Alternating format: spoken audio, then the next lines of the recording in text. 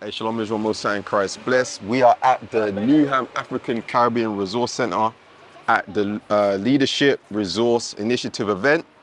And today they were speaking about Windrush, how it's affecting the youth, passing on the baton. And guess what? We were the youth to come in there and show them, according to the Bible, it's important to know our history, okay? It's important to know where we're coming from, to know where we're going. The doctor and chief speak, you know, they brought out some interesting facts about the Windrush, but at the end of the day, we came with the Bible, showed them their history, showed them what we need to do as a people to actually change the conditions in our community.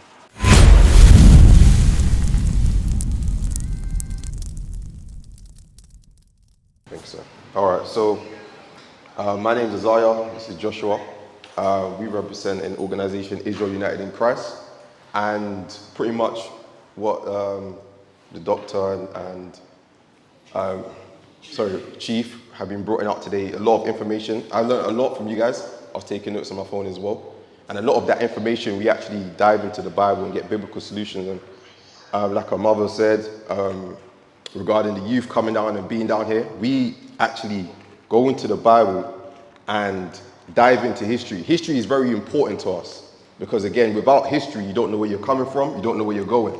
So we dive into a lot of history, get Isaiah 1 and 3, and relate it back to the Bible because this is the beginning source of all information. Read that. It's the book of Isaiah, chapter 1 and verse 3. The ox knoweth his owner, and the ass his master's crib.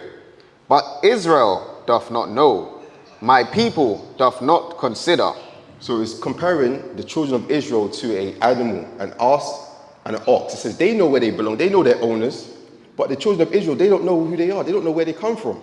So it's up to us, like my sister was saying, we can't just rely on the government to put it into the system, but it's up to us ourselves to actually go out there and actually find this information and continuously teach it.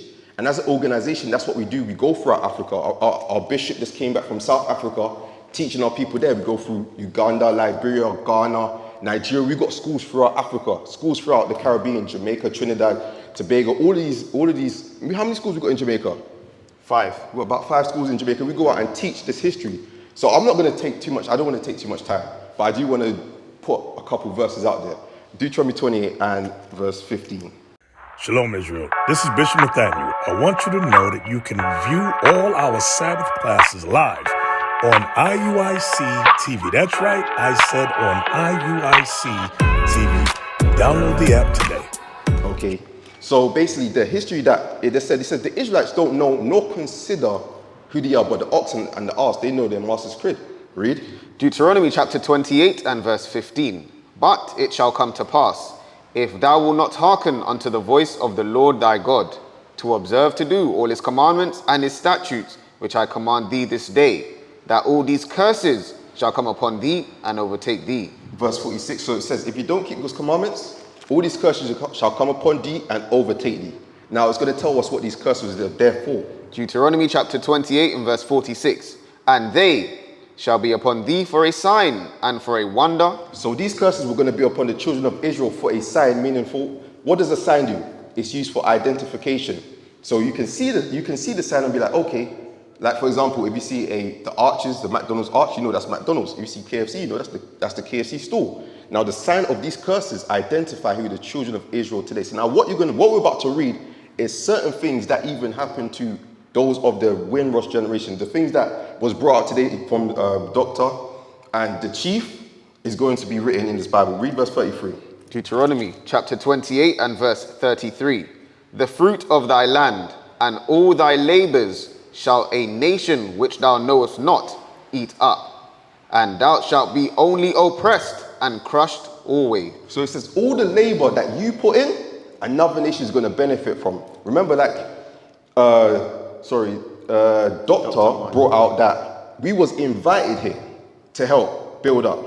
And then all that labor that we put in, we didn't benefit from it. What they do years later, they wanted to deport us back to the country that the children that never was born there, don't know nothing about the Caribbean islands, they wanted to deport them back over there. So the fruit of that labor, like we was also bringing out in terms of the housing accommodation, is that it was hard for us to get living arrangements. Some that built up, they lived lived there for how many years, was able to get a house taken away from them. All the labors of our people, we did not profit from them, but we was continuously oppressed. And Christ, even to this day, was still oppressed. Like it was mentioned, some people are still fighting to stay in this country. Read verse 44, sorry. Deuteronomy chapter 28 and verse 44. He shall lend to thee, and thou shalt not lend to him. He shall be the head, and thou shalt be the tail.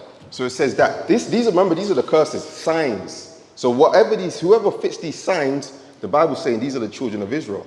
So one of the signs said we're going to be the tail and not the head. So like also what was brought out today. Yes. Or one more. Get 68.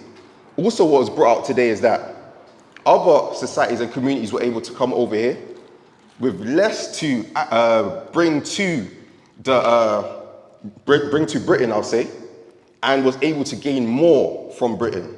We brought more and we gained less and got deported. Right? Read this. Deuteronomy chapter 28 and verse 68. And the Lord shall bring thee into Egypt again with ships. So here's one of the signs, another sign. It says you're going to be brought into Egypt again with ships. Egypt means bondage. Read on. By the way whereof I spake unto thee, thou shalt see it no more again.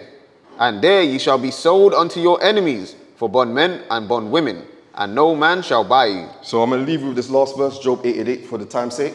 So it says you're going to be brought into Egypt again and sold unto your enemies for bondmen and bondwomen. Now, if you look at history, who did that happen to?